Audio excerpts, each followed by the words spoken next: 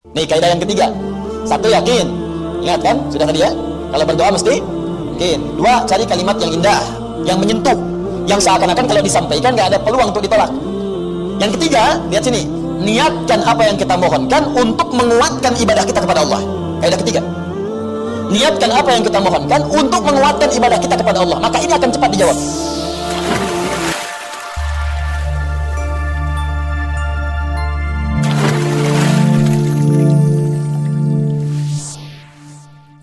Rumus kalau kita ingin berdoa, ini kan rumus umumnya, jadikan ibadah kita semua hanya karena Allah saja, kan?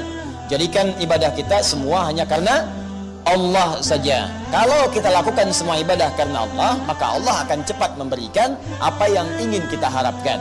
Contoh, apa bentuk ibadah yang pertama? Contoh pertama, doa. Ya, doa adalah bagian dari ibadah. Dalilnya tadi firman Allah, wa qala rabbukum ud'uni astajib lakum innal ladzina yastakbiruna an ibadati. Ya, Allah berfirman, ayo berdoa kepada saya, aku akan jawab. Di setiap kita berdoa, Allah pasti jawab.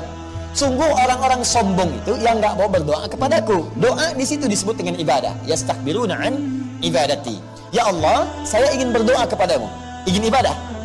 Masuk dalam kategori na'budu. Bagaimana cara memohonnya supaya apa yang kita mohonkan itu cepat dikabulkan? Maka rumus Al-Fatihahnya, jadikan doa itu dengan sifat ikhtisas. Bagaimana praktek ikhtisas itu? Cari kalimat-kalimat, cari kemas kalimat-kalimat, kata-kata yang menunjukkan di untayan kalimat itu semua permohonan tujuannya ke Allah saja, bukan kepada yang lain. Apa contohnya? Kita ambil Al-Quran surah ketiga ayat 38. Di sini kisah Nabi Zakaria alaihissalam. Bagi yang kisahnya serupa, silahkan amalkan. Boleh jadi ditampilkan dalam Al-Quran sebagai bimbingan kepada kita. Kalau punya situasi serupa, jangan cari doa yang lain, pakai doa yang ini, yang sama persis dikisahkan di situ. Nanti ada doa orang sakit, doa pengen sukses dalam bisnis ada, doa untuk keturunan ada. Nah, sekarang kita lihat ya, Nabi Zakaria, saya sedikit pelankan. Beliau itu diuji oleh Allah, sebagaimana banyak kita ketahui, dengan sudah berumah tangga cukup lama. Diberikan gambaran di surah Maryam surah 19 dari ayat kedua khususnya sampai ayat 9 itu dengan kondisi fisik yang sudah melemah. Ya, kemudian rambutnya sudah memutih. Ya, kemudian fisiknya sudah letih. Wasta'ala ra'su syaiba. Ya, wasta'ala ra'su syaiba. Ya Allah, ini fisik saya sudah letih, rambutnya sudah memutih. Walam akum bidu'aika rabbi syaqiyya. Ini dalilnya. Kaf ha ya ain sad. Dzikru rahmat rabbika 'abdahu Zakaria. Kata Allah, hei kalian semua, ingat baik-baik, perhatikan ayat ini, perhatikan surat ini. Aku akan sebutkan kepada kalian sebagian dari rahmatku kepada hambaku, namanya Zakaria. Idnada rabbahu, ketika ia bermohon berdoa kepadaku, kepada Allah, kepada Rabbnya. Ya, Rabbi anni massaniya idnada rabbahu anni, ketika ia bermohon kepada Rabbnya, perhatikan kalimatnya. Ya Allah, aku sudah letih, fisikku letih, rambutku sudah memutih. Apa kaitan dengan dalil doanya? Walam akum bidu'aika rabbi syaqiyya. Tapi dalam keadaan fisikku letih, rambutku sudah memutih, aku tak putus asa dalam berdoa kepadamu. Doa ini bagian dari ibadah. Tahan. Rabbi inni wahanal azmu minni. Ya Allah, tulang-tulangku sudah mulai letih nih. Ya. Kemudian diteruskan ke rambut sifatnya, washta'ala ra'su syaiba, rambut sudah memutih. Jadi Anda bayangkan, walam akum bidu'aika rabbi syaqiyya. Tapi sejak aku berumah tangga sampai keadaan seperti ini, aku diuji belum punya keturunan, aku tak pernah putus asa dalam berdoa. Ayo, coba lihat ya kalimat ini. Bapak Ibu sudah berumah tangga, dari rumah tangga sudah menikah, maaf ya, rambut masih hitam, belum dikasih keturunan, sampai rambut sudah putih, fisik sudah letih, artinya sudah sepuh ya. Tapi dalam kondisi itu pun masih yakin dengan Allah, gak pernah berpikir yang lain, gak pernah minta-minta kepada yang lain. Masih yakin, saya khususkan doa saya kepada Allah saja, saya yakin pasti dijawab. Ini adab yang pertama. Jadi ikhtisas yang pertama itu, kalau Anda ingin memohon sesuatu, maka hadirkan puncak harapan kita yang paling dalam hanya kepada Allah saja. Walaupun situasi yang dihadapi oleh kita, kata orang mustahil. Ya, biarin aja orang bilang apa. Ini Nabi Zakaria lebih dahsyat lagi. Rambut memutih, fisik sudah letih, istrinya divonis oleh medis sudah monopos dan mandul. Jadi kata medis gak mungkin punya keturunan. Tapi apa yang menjadikan beliau kemudian begitu yakin doanya akan dikabul? Ini ikhtisas ini. Mustahil bagi manusia, tidak ada yang mustahil bagi Allah Subhanahu wa taala.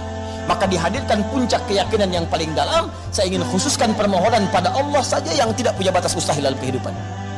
Setelah ada keyakinan kuat ini, baru kalimatnya muncul. Perhatikan kalimatnya di Quran surah ketiga ayat 38. Hunalika da'a Zakaria rabbah. Maka di mihrab itu Nabi Zakaria bermohon kepada Rabbnya.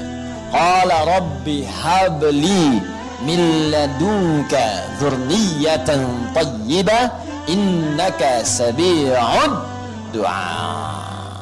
Fokus baik-baik. Ya, saya terjemahkan dulu. Qala rabbi habli. Ya Allah yang tidak punya batas dalam pemberian, mohon anugerahkan kepadaku keturunan milladungka, dari sisimu saja. Karena orang lain mengatakan kau nggak mungkin punya keturunan. Secara medis ditolak, secara klinis mustahil. Maka aku tinggalkan mereka, aku khususkan permohonanku kepadamu saja. Perhatikan baik-baik. Innaka sami'ud du'a. Ini yang pengen saya jelaskan. Ini yang dimaksud ikhtisasnya. Innaka sami'ud du'a.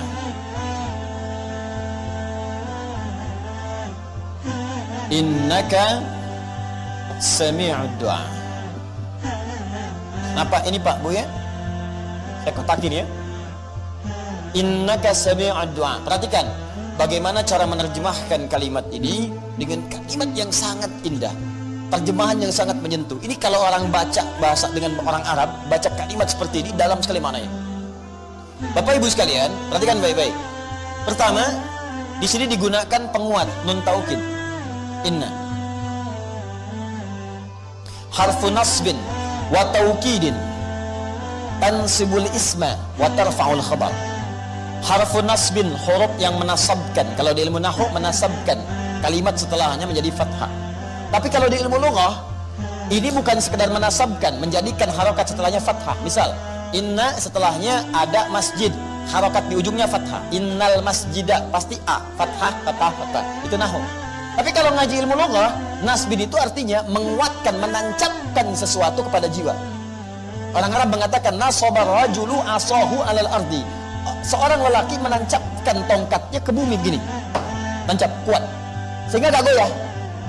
Nah, kalau kalimat menggunakan inna, itu artinya kita ingin mengungkapkan sesuatu dengan kuat. Saking kuatnya kita tancapkan keyakinan dalam hati kita. Ya, jadi kalau dalam bahasa kita begini, ya Allah, saya yakin seyakin-yakinnya. Dan saya tancapkan keyakinan itu di hati saya. Kak, cuman Engkau ya Allah. Sami'ud du'a, yang pasti mendengar doa saya. Jadi saya tancapkan keyakinan itu di jiwa saya. Hanya Engkau yang pasti mendengar doa saya. Kalau pada yang maha mendengar saja tidak mengabulkan, di sini ikhtisasnya. Kalau pada yang maha mendengar saja tidak mengabulkan, lantas kepada siapa lagi aku mesti memohon? Dalam sekali. Di ketika mengkhususkan sesuatu minta kepada Allah, dicarilah oleh Anda semua kalimat yang sangat menyentuh, yang dengan kalimat itu sulit rasanya untuk mengelak. Dan sulit rasanya untuk ditolak. Ya, bagaimana Allah bisa menolak dengan kalimat seperti ini? Perhatikan, ya Allah, aku tancapkan keyakinan yang paling dalam bahwa hanya Engkau yang maha mendengar doa saya. Kalau yang maha mendengar saja tidak mengabulkan doaku, lantas kepada siapa lagi aku mesti meminta? Kalau dengan segenap keyakinan ini aku sudah memohon, belum Kau kabulkan juga, tolong tunjukkan kepada aku ya Allah, dengan cara apa lagi aku mesti memohon kepadamu? Cari kalimat itu. Jadi kalau Bapak Ibu perhatikan bahasa-bahasa Al-Quran, itu para Nabi dan Rasul itu sering mencari kalimat-kalimat dan penjabaran dari makna ikhtisas ini. Sering, banyak sekali. Contoh, buka Quran surah ke-21 Al-Anbiya, ayat ke-83 sampai 84. Kisah Nabi Ayub. Nabi Ayub apa ujiannya? Sakit. Sakitnya itu tidak seperti sakit zaman orang-orang sekarang, atau bahkan sejak Nabi Muhammad SAW diutus. Beliau pernah sakit, tapi Allah menurunkan tentang kisah Nabi Ayub. Seakan ingin mengatakan, Muhammad SAW kamu sakit, ada yang lebih parah dari kamu penyakitnya. Dalam keadaan sakit pun dia tidak mengeluh, tapi menancapkan keyakinan dalam jiwanya, Allah pasti akan menyembuhkan penyakitnya. Awas Bu ya Pak ya, kunci pertama itu yakin dulu. Inna, taukid, nasab, yakinkan. Jadi kalau Anda berdoa nggak yakin, tak akan dikabul Pak, Bu, tak akan dikabul. Ya Allah, mohon ya Allah, jadikan aku bisa mendapatkan tender besok ketika tender ya Allah. Itu pun kalau engkau yakin ya Allah, aku jadi baik. Kalau tidak terserah engkau yang akan jadi. Ya Allah, besok aku akan lamaran. Mohon ya Allah, lembutkan hati kedua orang tuanya agar menerima lamaran yang aku sampaikan. Itu pun kalau menurut engkau dia yang terbaik untukku. Minta yang yakin doanya. Istighfar dulu, ta'aruf yang baik, minta yang baik, minta dengan penuh kekuatan. Ya Allah, anugerahkan kesembuhan kepadaku ya Allah. Sekarang kita lihat bagaimana Nabi Ayub memohon. Lihat baik-baik. Quran surah ke 21 ayat 83. Wa ayyuba, pakai fathah. Yo ngaji pakai ilmu nahwu, dipakai ilmunya. Wa ayyuba, Allah tidak mengatakan wa ayyubu wa ayyubi, padahal mubtada di awal kalimat itu pasti rafa. Mubtada di awal kalimat pasti rafa, alamatnya dhammah. Tapi karena ataf, orang berkata Ustaz ini ataf, wawunya ikut kepada huruf sebelumnya, makanya fathah. Bukan seperti itu juga. Kalau kita pakai ilmu lughahnya, apalagi lughatul Quran, wa ayyuba, fathah itu sesuatu yang terbuka. Kalau ada informasi dibuka oleh Allah menggunakan fathah, maka cara menerjemahkannya adalah wa ayyuba, dan sekarang aku akan buka kisah Ayub alaihissalam. Saat aku uji dia dengan penyakit yang paling berat yang pernah dirasakan olehnya, tak pernah dialami oleh orang sebelumnya, tak akan dirasakan oleh orang setelahnya. Nah, sekarang perhatikan baik-baik. Iznada rabbahu, ketika beliau saat sakit itu tidak putus asa berdoa kepada Allah Rabbnya. Doa sakit nih Bu, Pak. Anni massani yadurru wa anta arhamur rahimin.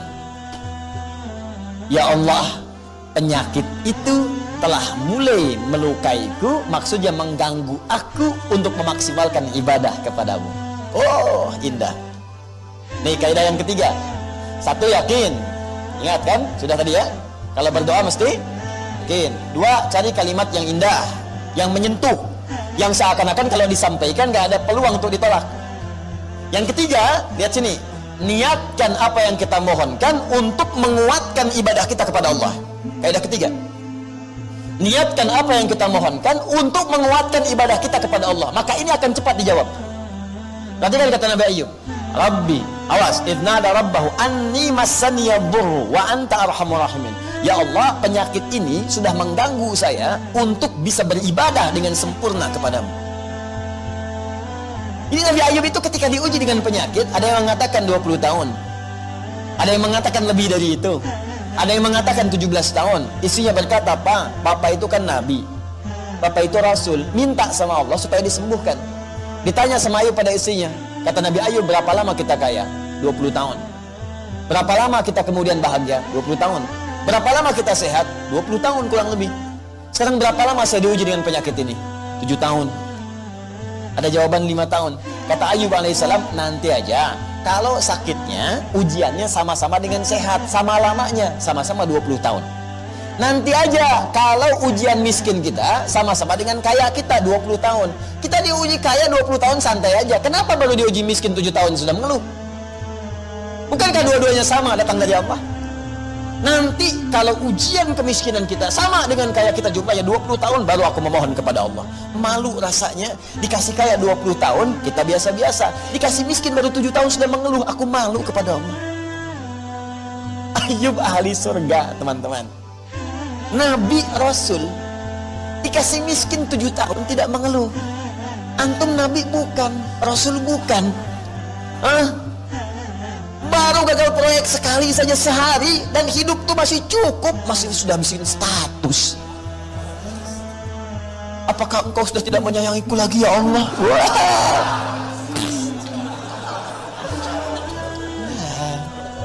Nah nih, kadang-kadang yang seperti ini mesti kita keluarkan untuk kita tahu gitu, untuk kita paham. Nah, yang menarik begini, tapi ketika penyakit itu mulai mengganggu beliau untuk ibadah. Kalau urusan dunia biasa, tapi ketika mulai mengganggu ibadah, sudah nggak enak lagi, sudah mulai terganggu kehusyuan, baru minta kepada Allah. Anni masaniyadhur. Ya Allah, ini penyakit sudah menyakiti saya, mengganggu saya nih. Bukan karena ke fisiknya saja, ibadah saya jadi nggak sempurna. Nah, jadi diniatkan kesembuhan itu untuk mendukung ibadahnya. Lalu disambung dengan kalimat yang indah, wa anta arhamur rahimin. Sedangkan engkau ya Allah, Tuhan yang paling sayang kepadaku. Kalau yang paling sayang kepadaku saja tidak menyembuhkanku, lantas kepada siapa lagi aku mesti meminta? Tuh.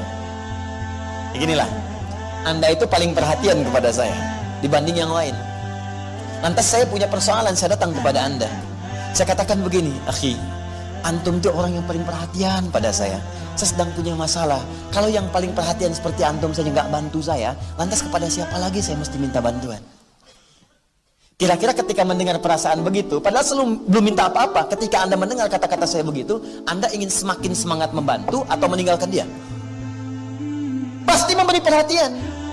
Apalagi Allah yang maha memperhatikan. Nabi Ayub berkata, ya Allah, engkau yang paling sayang dengan saya. Jadi kalau Anda mau minta kepada Allah, jangan cari dunia. Perkuat ibadah kita, kumpulkan akhirat kita.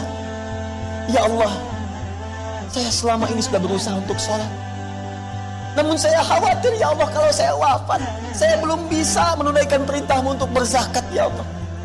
Berikan saya kemampuan sebelum wafat untuk berzakat ya Allah, 25 juta aja. Itu cerdas, mintanya dengan cerdas. Zakat 25 juta itu, zakat itu berapa persen? 2,5%. Artinya kalau minta zakat 2,5% nilainya 25 juta, dikasih oleh Allah berapa? 1 miliar. Jadi banyak. Jadi Allah itu ngasih kita 1M 25 juta pakai buat zakat. 975 jutanya ayo pakai buat zikir, bangun rumah ya, buat diisi sholat, diisi ibadah. Gitu caranya. Udah mulai dicatat tuh. Caranya begitu. Jadi kalau antum minta untuk dunia saja, iman antum gimana? Sebab yang minta rumah juga banyak. Non muslim aja minta, yang gak beriman aja minta. Apa bedanya? Ya Allah, saya menginginkan semua orang sadar bahwa nikmat itu bersumber darimu. Berikan aku kesempatan untuk membuktikan ya Allah, bahwa dengan kendaraan pun aku bisa beribadah kepadamu. Ya Allah, mohon ya Allah, mudahkan aku untuk mendapatkan motor itu, supaya aku gunakan untuk ke ta'lim, aku gunakan untuk sholat subuh. Itu. Yang pertama, ikhtisas ini ada 3 ya. Pertama, niatkan dengan utuh, tujukan hanya untuk Allah saja, yakin dulu. Kalau keyakinan gak ada, susah. Nah, yang kedua, cari kalimat-kalimat yang menyentuh, yang lembut. Ya, sama Nabi Isa kan begitu juga ketika umatnya salah kan. Ya Allah, ya Allah, jika engkau ingin menghukum mereka, in tu'adzibhum fa innahum ibaduk. Kalau engkau ingin hukum mereka karena salah, mereka hambamu ya Allah. Tapi kalau engkau ampuni mereka ya Allah, maka engkaulah memang yang maha penyayang dalam kehidupan ini.